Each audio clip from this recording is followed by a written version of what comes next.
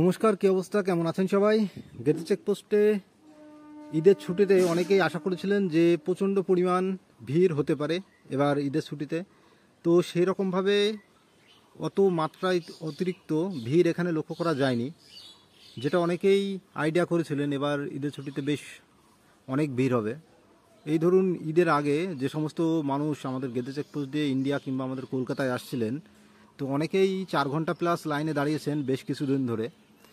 তো সেই রকম আগের মতো ভিড় এই ঈদের ছুটিতে এত মানুষ ছুটি পেয়েছেন, তবুও অতটা পরিমাণ ভিড় আমার মোটামুটি আপনার 3টের পর থেকে ফাঁকাই বলা চলে। 3টের পর থেকে পোর্ট পুরো ফাঁকাই হয়ে গেছিলো। আর সকালে যারা এসেছিলেন 2-1টার দিকে যারা এসেছিলেন সেই সমস্ত লোকই লাইনে দাঁড়িয়েছিলেন। ওই জন্যেই 3টে-4টে, আবার গতকালকে তো রাত 7:30 পর্যন্ত কাজ হয়েছে। তো ভিড় তেমন নেই, শুধুমাত্র যারা এসেছেন 3 ঘন্টা প্লাস কি 3 ঘন্টার একটু কম অনেকেই দাঁড়িয়েছেন। আর তাছাড়া আজকে গেদে চেকপোস্টে সকালবেলা এসেই দেখি ঢাকার এক ভাই এসে এখানে ভায়োলিন বাজাচ্ছেন। তো বেশ সুন্দর লাগলো আপনার সেই ভায়োলিন যে বাজাচ্ছিলেন, ভায়োলিন শুনে।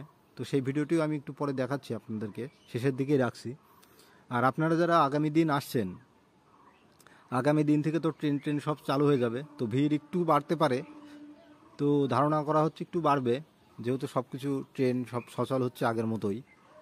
আর টাকার মান বেশ কিছুটা দিন ধরেই অনেকটাই কম পেয়েছেন অনেকেই, কম মার্কেট একটু ডাউন ছিল, তো আবার ধীরে ধীরে উঠবে। তো এবার দেখে নিন আমাদের সেই ভাইয়ের।